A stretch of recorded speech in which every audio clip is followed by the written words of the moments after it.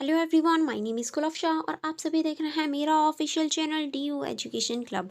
आई hope आप सभी ठीक होंगे और अपनी अपनी स्टडी बहुत अच्छे से कर रहे होंगे।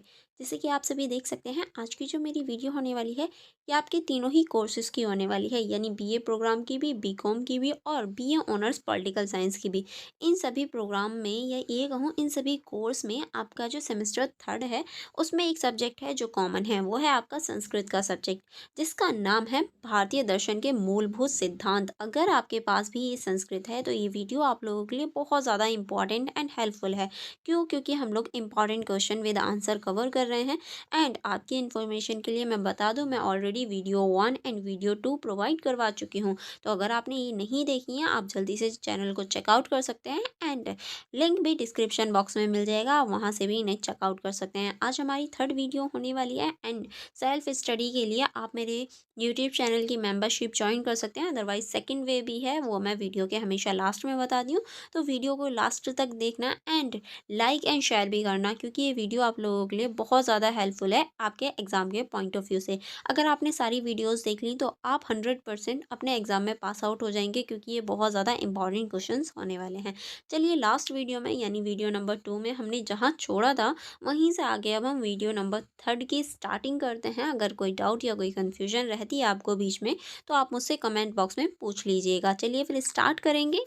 नेक्स्ट क्वेश्चन है हमारा, जैन दर्शन का परिचयात्मक विश्लेषण कीजिए। यानी आपको जैन दर्शन के बारे में एक तरह से परिचयात्मक जो विश्लेषण है उसकी परिचय देना है कि जैन जो दर्शन है वो क्या होता है। देखिए, अभी तक हम बहुत सारे दर्शन देख चुके हैं प्रीवियस वीडियोस में भी, तो अगर आपने नहीं देखी है तो लिंक डिस्क्रिप्शन बॉक्स में मिलेगा। चलिए फिर हम लोग स्टार्ट करेंगे भूमिका से यानी परिचय से। इसमें आप लिखेंगे, भारतीय दर्शन की नास्तिक परंपरा में जैन दर्शन का विशेष स्थान है। यानी जो जैन दर्शन है वो नास्तिक परंपरा में आता है, जो ईश्वर में, भगवत गीता में और जो वेद हैं उनमें यकीन नहीं रखते। ये दर्शन अहिंसा, सत्य, आत्मसमय पर आधारित हैं। जैन दर्शन केवल दार्शनिक विचार नहीं बल्कि आचार प्रचार जीवन पद्धति, जिसका उद्देश्य आत्मा की शुद्धि और मोक्ष प्राप्त करना है, वही हमारा जैन दर्शन है। क्योंकि जैन दर्शन में ये सारी चीज़ें रखी गई हैं। अगर हम जैन दर्शन की बात करें तो जैन दर्शन का संक्षिप्त परिचय क्या होगा? जैन जो दर्शन है उसका संक्षिप्त परिचय देख लेते हैं। इसमें आप लिखेंगे, जैन दर्शन के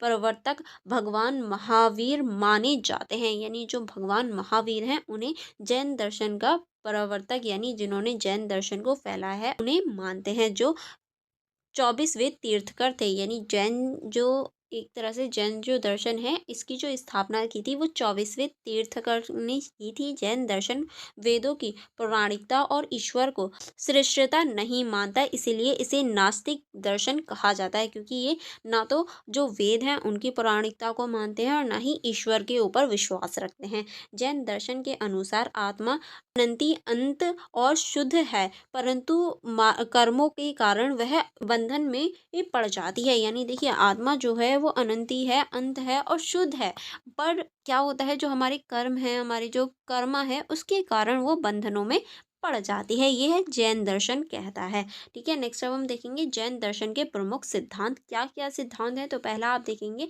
जीव और अजीव। किस तरह से? इसमें आप लिखेंगे, जैन दर्शन दो मूल तत्व मानता है।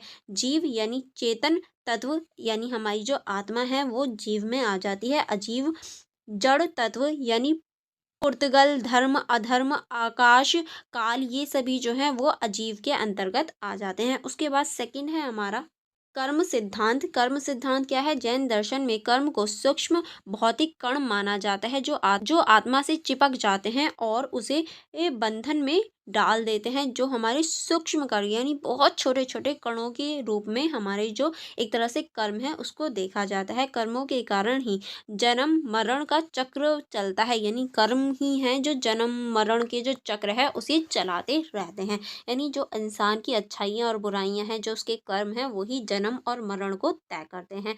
अहिंसा और सिद्धांत किस तरह से? हिंसा जैन दर्शन का केंद्रीय सिद्धांत है। यानी अहिंसा को ये लोग अपनाते हैं और हिंसा को रोकते हैं। किसी भी जीव को मन, वचन और कर्म से हिंसा ना पहुंचाना अहिंसा है। यानी किसी भी जीव को, चाहे वो चींटी हो, मच्छर हो, कुछ भी क्यों ना हो, उसको ना तो मन से, ना वचन से और ना ही कर्म से उसे हानि नहीं होनी चाहिए। ये इस चीज़ को अपनाते हैं। नेक्स्ट अब हम देखेंगे अनेक एकांतवाद किस तरह से जैन दर्शन के अनुसार सत्य अनेक पक्षों वाला होता है। यानी जो सत्य होता है उसका एक पक्ष नहीं होता बल्कि अनेक पक्ष होते हैं। किसी एक दृष्टिकोण से संपूर्ण सत्य नहीं जाना जा सकता। यानी अगर आप एक ही पॉइंट ऑफ व्यू रखते हैं तो पूरा सत्य कभी नहीं जान सकते, क्योंकि सत्य को जानने के अलग अलग तरीके हो सकते हैं, अलग अलग पॉइंट ऑफ व्यू होते हैं। नेक्स्ट आप इसमें लिखेंगे संयंत्रवाद। इसमें आप लिखेंगे संयंत्रवाद का अर्थ है सापेक्ष कथन। हर कथन स्यांत अर्थात किसी दृष्टि से सत्य होता है। यानी हर बात किसी ना किसी दृष्टि या किसी ना किसी के पॉइंट ऑफ व्यू से सही है। ऐसा नहीं है जो हमारी दृष्टि या हमारे पॉइंट ऑफ व्यू से गलत है वो रियल में भी गलत हो। क्यों? क्योंकि देखिए हमारा पॉइंट ऑफ व्यू अलग है देखने का, आपका अलग होगा। मैं जिस पॉइंट ऑफ व्यू से देखती हूँ हो सकता है वो चीज़ गलत हो, बट जिस पॉइंट ऑफ व्यू से आप देखते हैं वो चीज़ सही भी हो सकती है। तो इसलिए पॉइंट ऑफ व्यू पर डिपेंड करता है। यानी जो देखने की दृष्टि है उस पर डिपेंड करता है सत्य है यानी। नेक्स्ट अब हम देखेंगे मोक्ष की अवधारणा किस तरह से जैन दर्शन में मोक्ष का अर्थ है। यानी जैन दर्शन क्या कहता है मोक्ष को लेकर, तो इसमें आप लिखेंगे कर्मों से पूर्ण मुक्ति और आत्मा की शुद्ध अवस्था। यानी कर्मों से पूर्ण मुक्त हो जाना और आत्मा की शुद्धि होना, यही हमारा मोक्ष कहलाता है। मोक्ष के लिए रतन बनाए गए हैं। यानी मोक्ष को प्राप्त करने के लिए यहाँ त्रिरतन होते हैं। जैसे कि पहला है हमारा सम्यक दर्शन, दूसरा है हमारा सम्यक ज्ञान, फिर है हमारा सम्यक आचरण। ये सारी अगर हम चीज़ें फॉलो करते हैं तो हम मोक्ष की प्राप्ति कर सकते हैं। जैन दर्शन का महत्व, जैन दर्शन का क्या महत्व है? अहिंसा और नैतिकता पर बल देना, आत्म संयम और साधन का महत्व देना, सहिष्णुता और उदार दृष्टिकोण को अपनाना,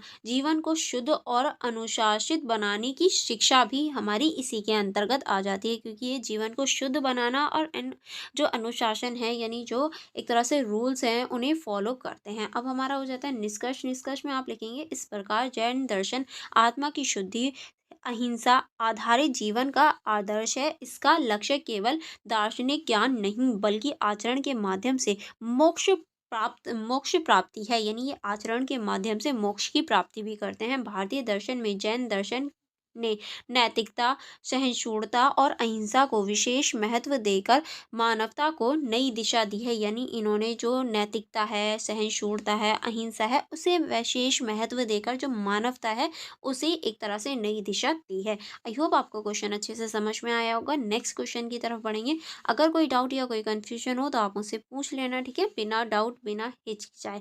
चलिए नेक्स्ट क्वेश्चन है हमारा पुरुष की सत्ता अनेक है, इस कथन को पुष्टि कीजिए। यानी जो पुरुष की सत्ता है वो अनेक है, किस तरह से ये कथन कहता है ये आपको बताना है, किस तरह से आप इस कथन से सहमत है। तो हम देखेंगे भूमिका। भूमिका में आप लिखेंगे संख्या दर्शन भारतीय दर्शन का एक प्रमुख दर्शन है जिसके प्रवर्तक महर्षि कपिल माने जाते हैं। इस दर्शन में जगत की व्याख्या पुरुष और प्रकृति के देवत्व के आधार पर की गई है। यानी जो पुरुष है उन्हें एक तरह से संपूर्ण विश्व या संपूर्ण जगत का एक तरह से व्याख्या पुरुष के आधार पर की गई है और इन्हें प्रकृति का भी देवता कहा गया है।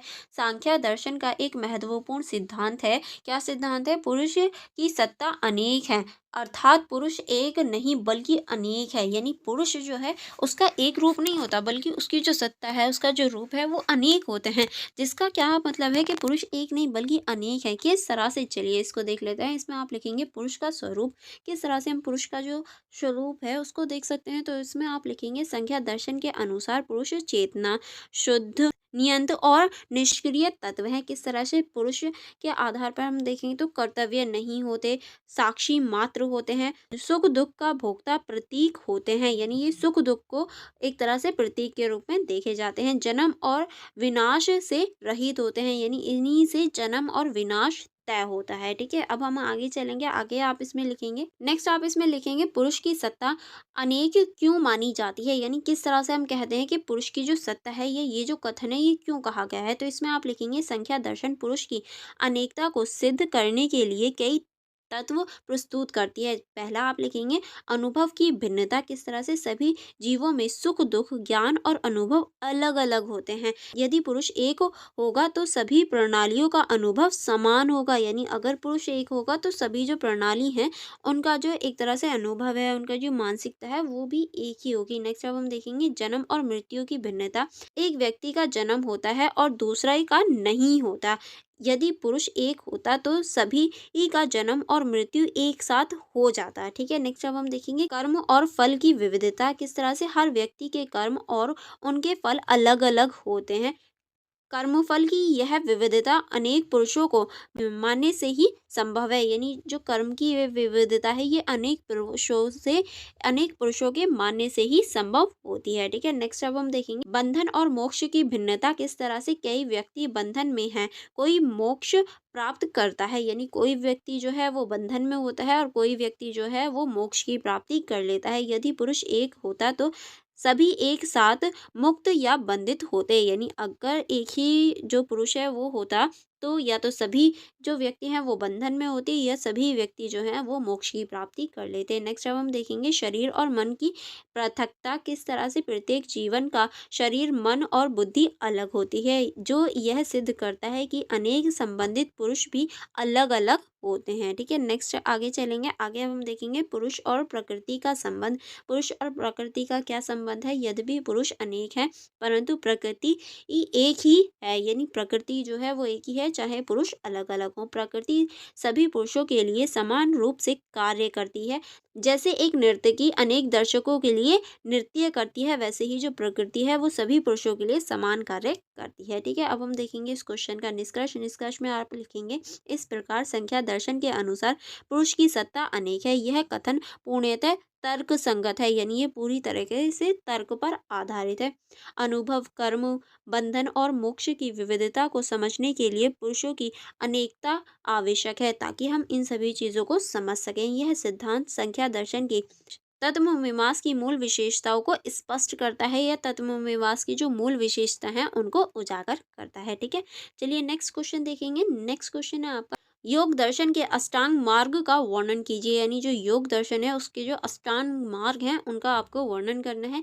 तो पहले हम देखेंगे भूमिका। भूमिका में आप लिखेंगे योग दर्शन के प्रवर्तक महर्षि पतंजलि माने जाते हैं, यानी जो योग दर्शन है उसकी जो रचना है वो पतंजलि द्वारा की गई है। योग दर्शन का मुख्य उद्देश्य चित्त की वृत्तियों का निरोध करना है, जिससे मनुष्य को दुख से मुक्ति और आत्म साक्षरता प्राप्त हो सके। पतंजलि ने योग साधना को व्यवस्थित रूप से अष्टांग योग के रूप में प्रस्तुत किया है, यानी जो पतंजलि है उनके द्वारा जो एक तरह से योग दर्शन है उसे अष्टांग जो योग है उसके रूप में प्रस्तुत किया गया है। अगर हम अष्टांग योग के 8 अंग की बात करें कि अष्टांग जो योग है उसमें 8 अंग कौन कौन से हैं। पहला है हमारा यम।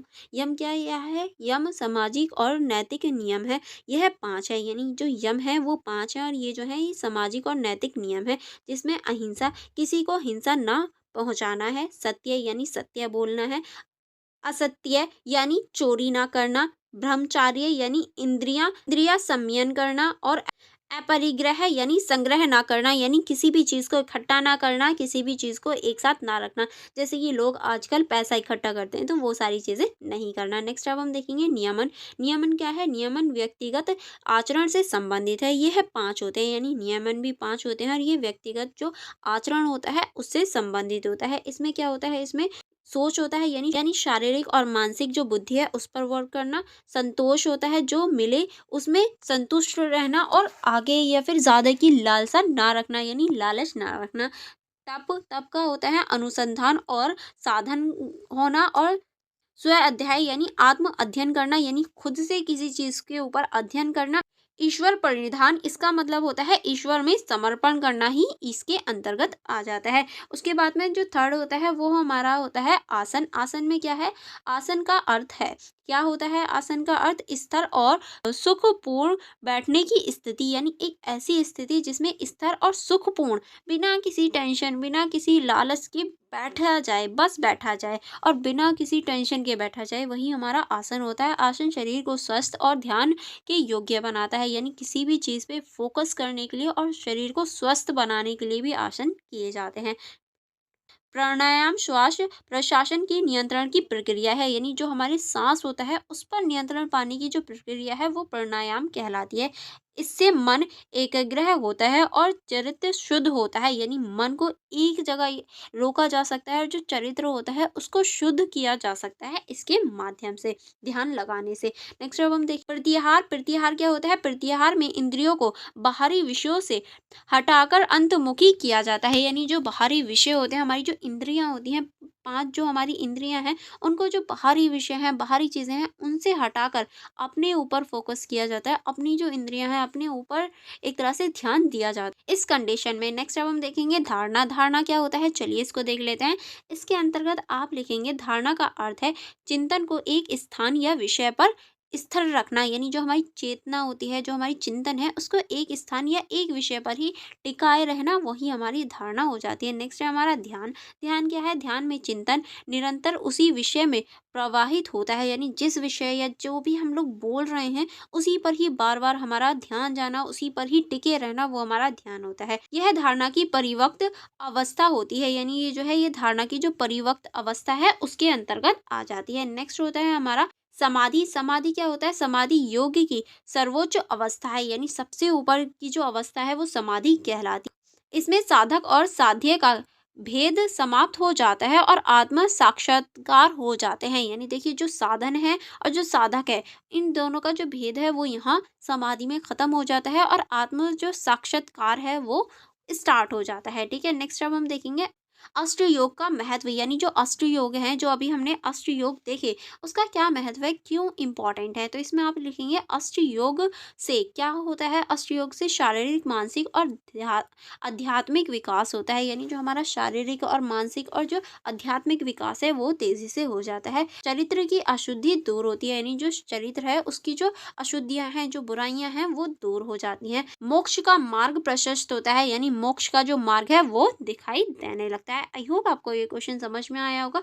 अब हम देखेंगे इस क्वेश्चन का निष्कर्ष। निष्कर्ष में आप लिखेंगे इस प्रकार योग दर्शन का अष्ट मार्ग मानव जीवन को संयम, एकाग्रता और आत्मज्ञान की और ले जाता है, यानी जो एक तरह से अष्ट मार्ग है वो इनकी ओर मानव को ले जाता है। यह मार्ग केवल साधन नहीं बल्कि संतुलित और श्रेष्ठ जीवन पद्धति है, यानी ये जो है ये सिर्फ मार्ग नहीं है बल्कि जो एक तरह से संतुलित और श्रेष्ठ जीवन पद्धति है उसको भी अपनाता है। ये हो जाता है हमारा निष्कर्ष। आई होप आपको ये सारे क्वेश्चन समझ में आ गए होंगे इस वीडियो के।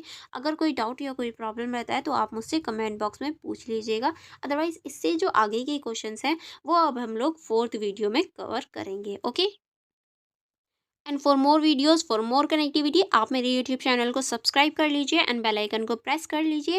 एंड आप मेरा टेलीग्राम ग्रुप ज्वाइन कर सकते हैं। यहाँ अगर आपको पर्टिकुलर किसी सब्जेक्ट की वीडियो चाहिए या कोई डाउट हो तो आप मुझसे यहाँ पूछ सकते हैं। आप मेरी इंस्टाग्राम आईडी भी चेकआउट कर सकते हैं for upcoming videos and for more connectivity. आप मेरा टेलीग्राम चैनल भी ज्वाइन कर सकते हैं। यहाँ आपको नोट्स प्रोवाइड हो जाएंगे, यानी सेकेंड वे है आपको नोट्स लेने का कि आप मेरा टेलीग्राम चैनल ज्वाइन कर लीजिए। ठीक है, अगर कोई डाउट या कोई प्रॉब्लम रहती है तो आप मुझसे कमेंट बॉक्स में पूछ लीजिएगा। अदरवाइज वीडियो को लाइक करना एंड अपने फ्रेंड्स के साथ भी ज़रूर शेयर करना। क्यों? क्योंकि देखिए अकेले अकेले पास होने में कोई फ़ायदा नहीं है, अपने फ्रेंड्स को भी साथ में पास करना, तो उनके साथ भी ज़रूर शेयर करना क्योंकि ये वीडियो बहुत ज़्यादा इंपॉर्टेंट एंड हेल्पफुल होने वाली है।